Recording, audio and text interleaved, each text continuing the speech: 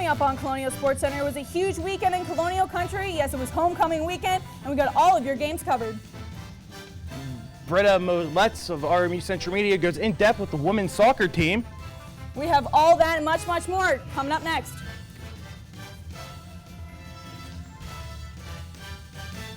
And welcome back to another episode of CSC. I'm Chris Akola alongside Ian Kiss. This past weekend was probably the most anticipated weekend of the year. Yes, it was homecoming. Homecoming. Yes, and the men's football team hosted Notre Dame of Ohio, while the men's soccer team faced off against Lehigh. We have all those highlights, plus much, much more. Ian, what much more do we have? Well, we put our aprons on because we go back into the kitchen with Dan Kitchen for the second straight week, and we have an individual making a CAC debut. That individual, Tommy Bolton.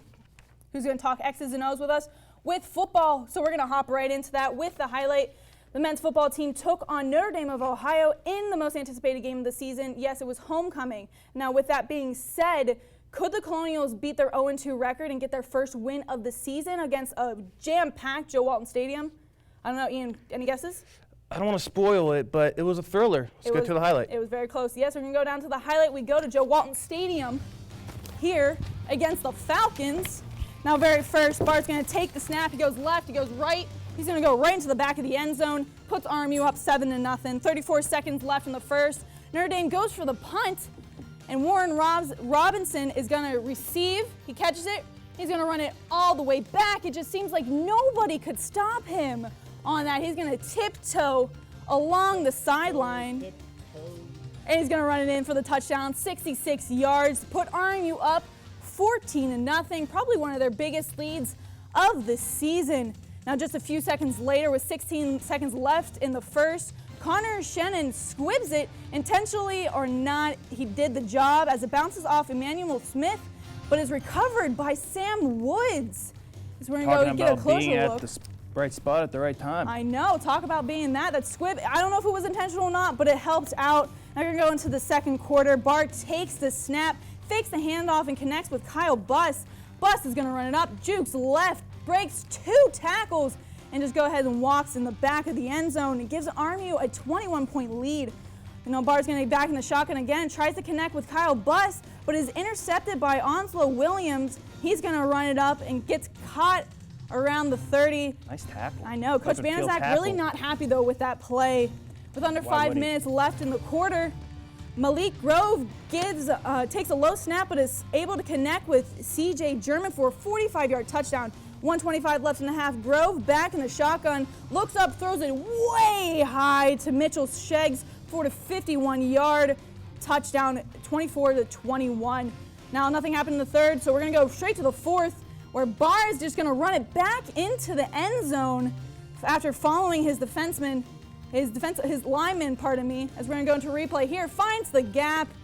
Great space there. They give you a gap. There. You better take it, big, right? take advantage of it. Exactly. Now, a minute 13 left, Notre Dame possession. Grove takes the snap, comes under pressure, but Austin Turjovic catches Grove's arm and knocks the ball loose, and it was covered by Mason, who runs it in for the touchdown. The Colonials narrowly managed to get their first win of the season, defeating Notre Dame with a final score of 35-24. But a win is a win. Quarterback Matt Barr went 14 for 18, totaling for 143 yards and 1 touchdown, while sophomore running back Cole Blake had a breakout game, rushing for 136 yards on 25 attempts. RMU brought home another Player of the Week award this past week as freshman Warren Robinson was tabbed for his special teams work. Robinson returned a 66-yard punt back for a touchdown and finished with 89 total punt return yards. Robinson's 66-yard punt return was the 4th punt return in school history. The return also marked the 2nd longest return in school history. Robinson is the 2nd player at RMU to add this award to his accolades. Now, you saw him on the show last week, and he did such a great job. We decided to bring him back. We have with us Dan Kitchen of Kitchen's Keys on RMUCentralMedia.com. Dan, thank you so much for joining us. Glad to be here. No, 2nd show in a row. I mean, you got to make some good impression, right? That was kind of the goal, big so deal I'm glad I'm back. Yeah, big deal. We're going to talk about football now this weekend. We did pull out the win. RMU did pull out the win. but it was very, very close, especially between the first and second quarters. What happened? Well, what happened was Notre Dame of Ohio adjusted their game plan. They only threw 2 times in the first quarter, and we all know that the strength of the Colonials' defense is in their front 7 stopping the run. So Notre Dame was able to adapt to that. They threw 7 of their 12 plays to start the second quarter, and they ended up with the ball in the end zone. So they just kept doing that, and by that time the Colonial defense was off balance. They were able to intermix the run and the pass, and that's how they were able to continue scoring until the half ended. Second half, much different for the Colonials. They came out firing. What do you think John Banaszak said to his team in the locker room, and what clicked in the second half? Well, what clicked had to have been running back Cole Blake, because once the Colonials they started their comeback in the third quarter. A lot of people don't know they missed a field goal and they failed a 4th down conversion. So they were already threatening to start the third quarter. But then once they were able to regain the lead against Notre Dame, Cole Blake was able to just kill the clock and keep possession in the Colonials' favor, because he had 132 rushing yards in the second half. That's unheard of for a guy who wasn't expected to play much and only made it in because of an injury. So Cole Blake was the definite X factor, and the Colonials should be thanking him for Get your name out there. Cole Blake is responsible for the Colonials' homecoming win. Now, it's going to be a little bit of trouble with him with Ramses Owens being out for temporarily. What happened with that injury? It just looked like Ram got something went down the wrong way. He was injured for part of last year as well. So I don't think we need to call durability concerns yet, but the Colonials have to be just hoping Owens can come back. But for the time being, I think they're just happy that Blake was able to step up and he was able to fill in, and they don't have to worry as much about whether Owens is going to be able to play week to week. Let's talk about this week. Number 6 team in the FCS. We already play a number 17 team, play them pretty good. What do we got to do to beat this top 10 team? Well, we're going to have to force South Dakota State to make some kind of mistake, because they have yet to commit a turnover all season. And most of the Colonials' turnovers have come from Ryan Richards Jr. So someone else is going to have to step up and help the Colonials force South Dakota State to make their first mistake of the year, or else they're going to be able to just let their offense slowly grow and overcome the Colonial defense with time. Do you think the Colonials team has that in them to be able to do a feat such as that? I think they are. I think the Colonials have a lot of upset potential that no one has given them credit for. If they were able to hang with the number 17 Youngstown State after they almost upset Pitt, the Colonials can give the Jackrabbits a game that they are not expecting this week. Don't mean to cut you off, but one last thing. You write your keys for the game each week. What is, if you can wrap it up in 10 seconds or less, what is your key for this upcoming game? The Colonials have one receiver they rely on too much in Kyle Buss. They have to work another receiver into the game, so that way South Dakota State can't shut down the Colonials by shutting down one player. Okay, Dan, thank you so much. As always, very, very insightful. Now that we've talked some Colonial football, we're going to pass it over to the one and only Mr. Tommy Bolton to talk X's and O's. Tommy, welcome to the team. Thank you very much, Kristen.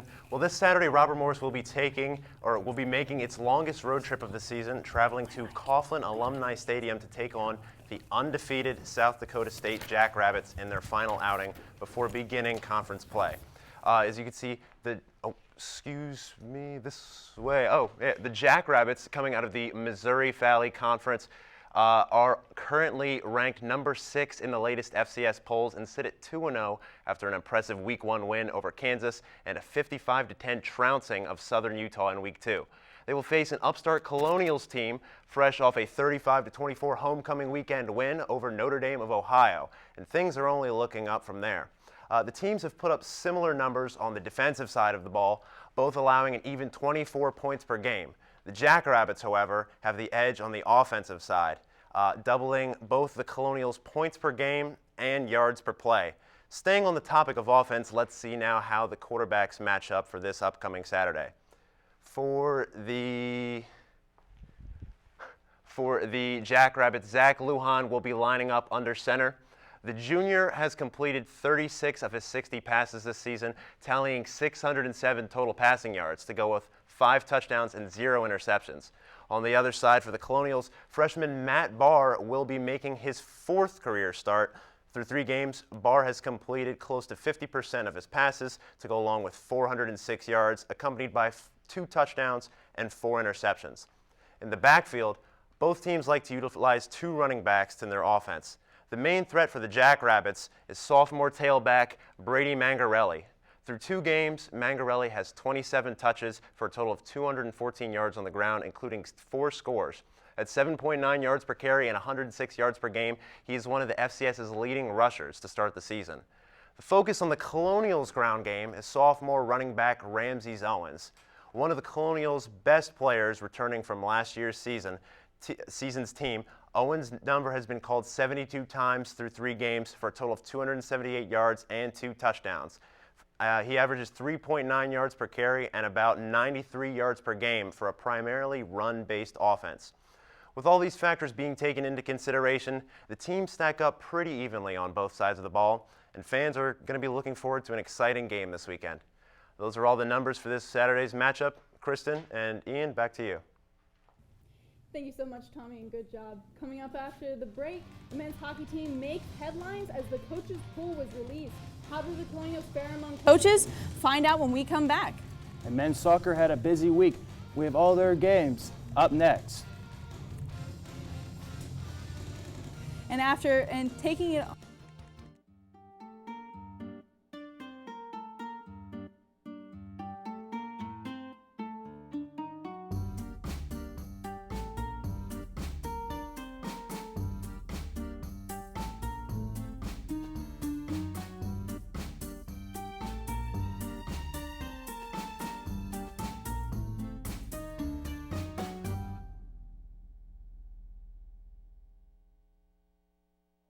The Red Sea. They need to be able to feed themselves. Penn State couldn't beat the Colonials in a game. It truly was a shame. And then Sacred Heart pioneered.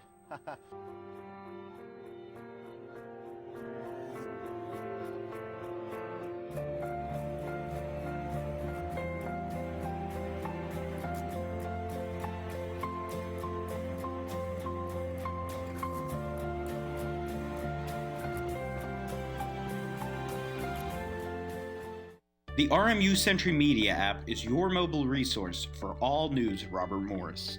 With access to campus news, RMU sports, and lifestyles, as well as RMU radio and RMU TV, the RMU Century Media app allows you access to all the information you need, no matter where you are. You'll have access to thousands of articles already online, and the new ones that are added daily. Download the RMU Century Media app for free today. Hello, I'm back. How are you? I missed you. I missed you too. Choo choo! They're a train that keeps on rolling. Who would win in a fight, Ditka or a hurricane? I swear, each year could become a feel-good movie for the whole family. They just aren't losing. It's a shame, isn't it? Do you know how to tame a tiger? Either grow up with them or keep one as a pet like Mike Tyson. Thank you, John. It's a pleasure being by your side. Okay.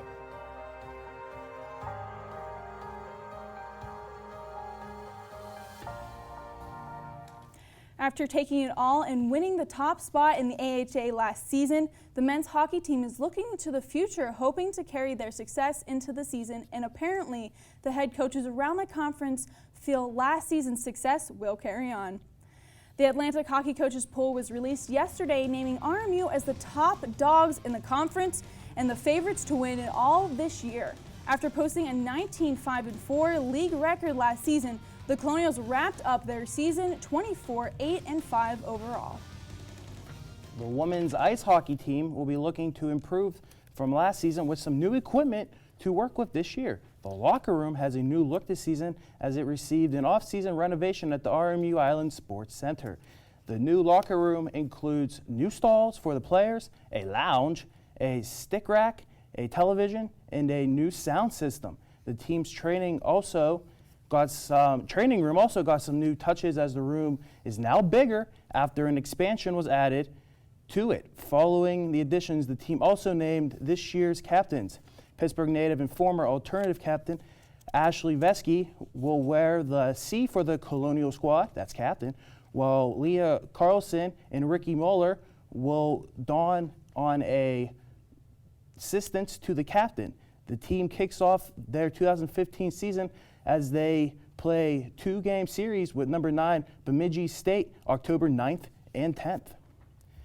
The men's soccer team took on Lehigh this past Friday at the North Athletic Complex here at RMU. How did they fare? Let's take a look. I wonder if they had as much success as the men's football team. We'll find out. We're going to find out. 11th minute, Lehigh right past goalie Brendan Alfrey, and RMU takes a side. We get the goalie cam right past them.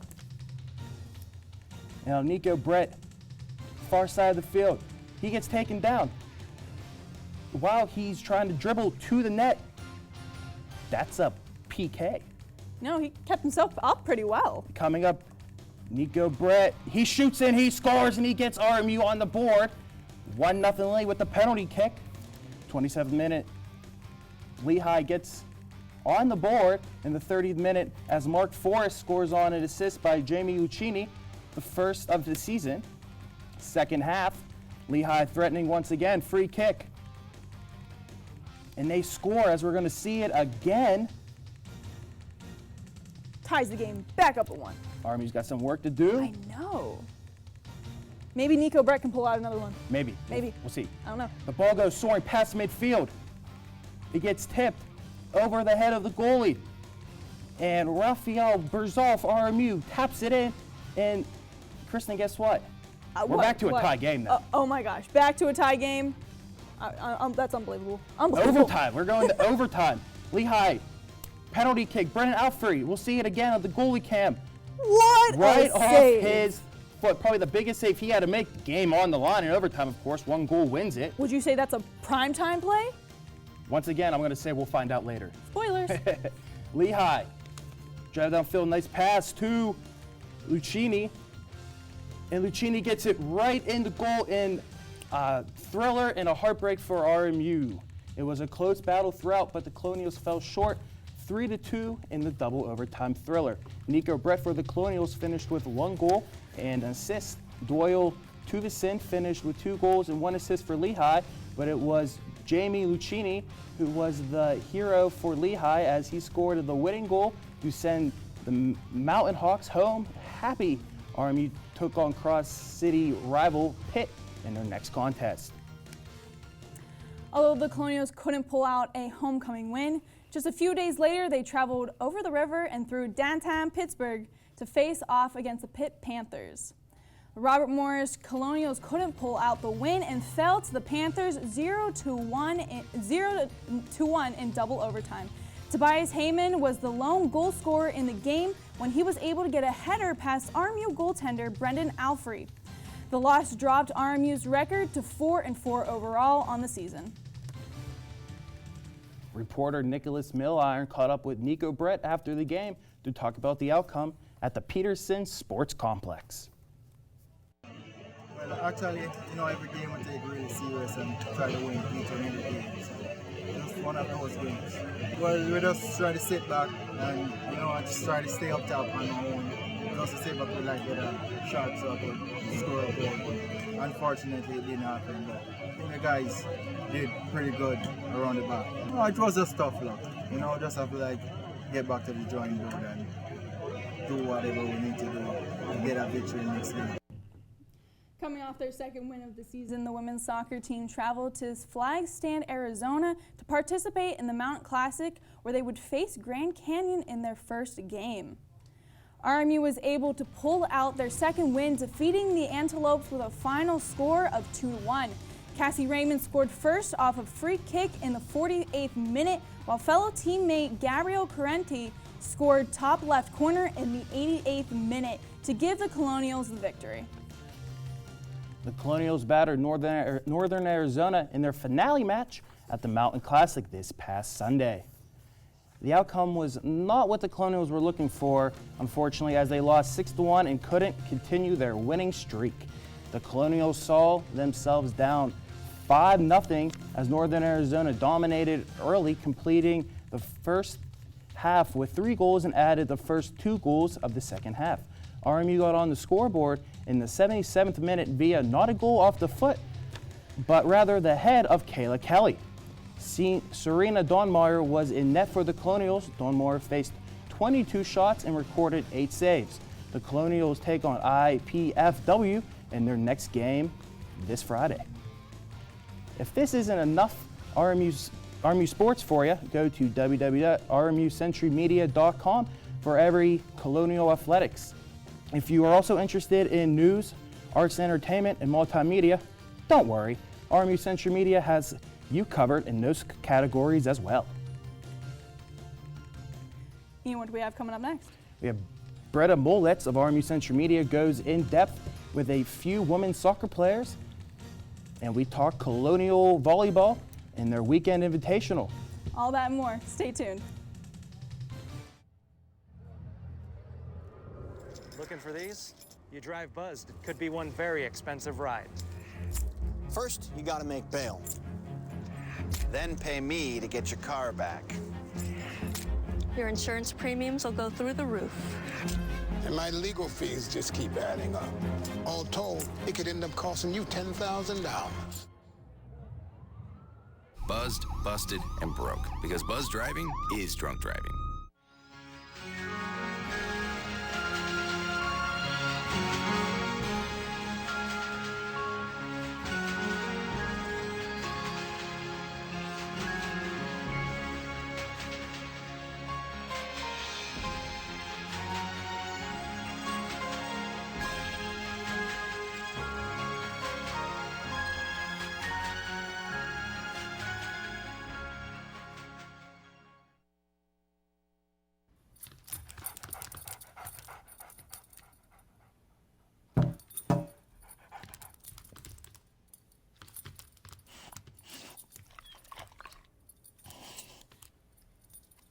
There's a shelter pet who wants to meet you.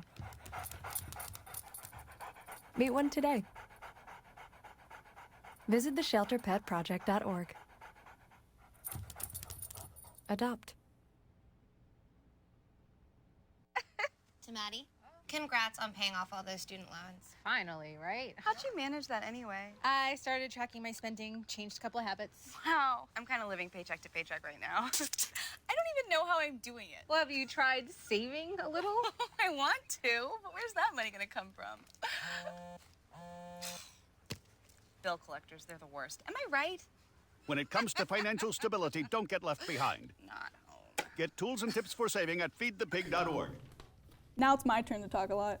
The women's soccer team is just 2 games away from conference play, so our very own Britta Mollett got to sit down and talk about the upcoming games with a few of the women's soccer team. The 2015 season has already begun, and the Robert Morris women's soccer team is looking to learn from last year's disappointing season and improve their skills on the field.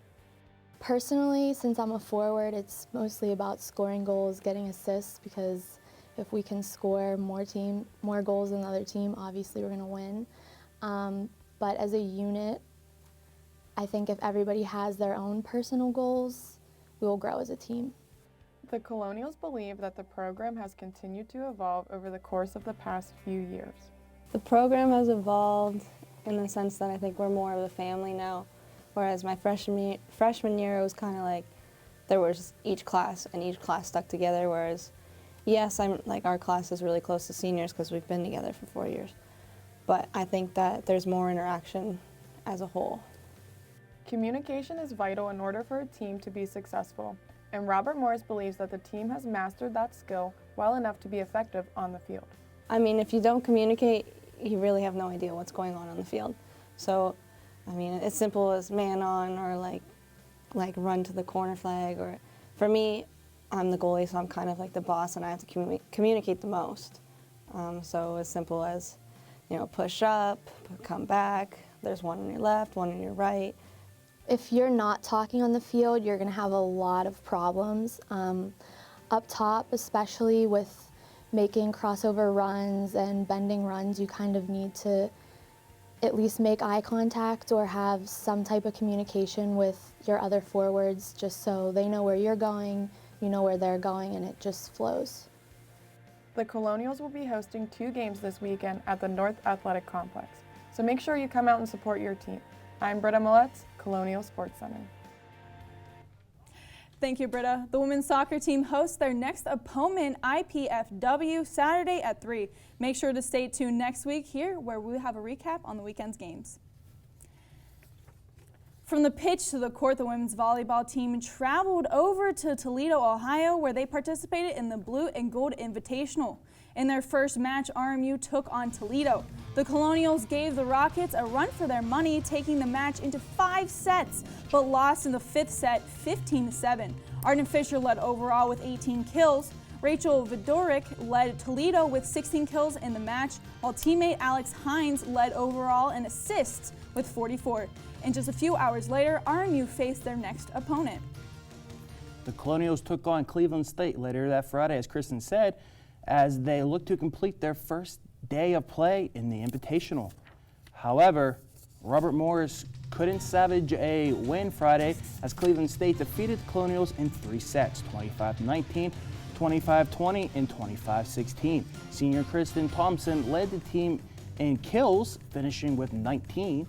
Freshman Liz Campbell once again lent her helping hand as she continued to be an assist machine to her teammates, finishing with 26 assists in Game 2 Friday. After losing their games both Friday, the Colonials faced off against Radford in their third and final match of the invite. RMU fell to Radford 3 sets to none. Maddie Palmer led overall in kills with 17, while Arden Fisher was able to help her team out defensively with 22 digs on the match. Now coming up after the break, it's that time of the show again. It's the Prime Time Plays of the Week. Coming up next, I can't wait. Can't wait. Can't wait.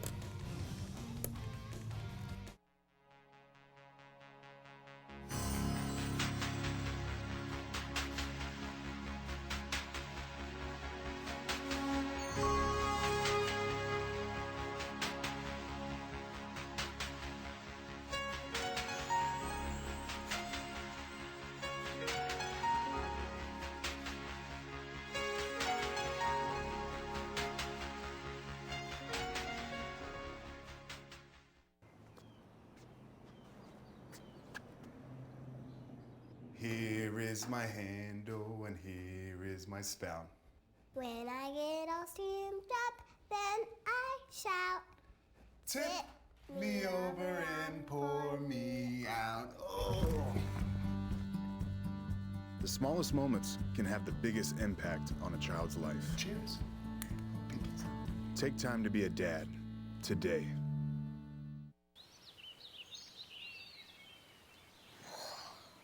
Oh, look, a redhead. Staring contest.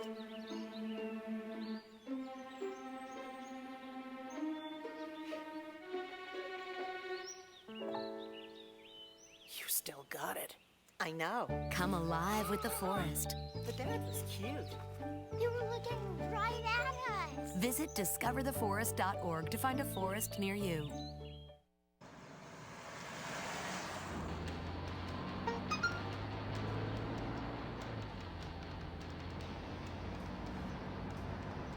The average text takes your eyes off the road for nearly 5 seconds.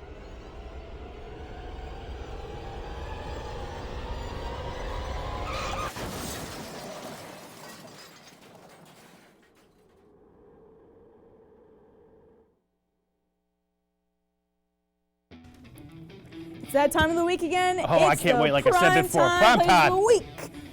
Number 5. Guess what? It's going to go to Brennan Alfrey with the bicycle kick save. What a great save. Off the foot. You know, it's such a good shot. We're going to see it one more time. The kick, and then everybody just going after it. Alfrey tripping up, and one last time with the goalie cam. You can't get enough of this. Alfrey going right. Just use his karate feet. kicks it. Great job. Use your feet. Quattro, number 4, Spanish. RMU, Notre Dame, football. Oh, tipped right into the hands. Forrest Mason, run, buddy, run. Run, touchdown, Forrest. Colonials. Yay. And that gave the Colonials a lead in the second half. Woohoo. Anticipation is just, we just anticipation. Number 3. Guess who's going to be again? It's going to be Alfrey again with the save. He's the man, he's the man, he's the man. He was a demon with those hands. He must have had like butterfingers or something beforehand. Diving out here. Tips her right away. Third shot, goalie cam. Boom! Number 2. Dose, number 2. Back to football. Spanish lesson here. Bar. To bus. He's going to be tackled. Oh, no, he's not. No. He's going to spin out his way, and he's going to find that blue end zone and get everybody at Joe Walton going as RMU will take the 21-0 lead. Number 1, Uno. It's going to go to Warren Robinson here for the punt return. And he catches simple. it. He's going to go run it back for the 66 yards. Nobody could catch him. He's Nobody. fast. Tiptoe, tiptoe. Tiptoe through the tulips. And he's going to go straight in the end zone. And that is it for your Primetime Plays of the Week. We'd like to thank everybody for listening. Thank you, Dan Kitchen. See you next time. Same time, same day.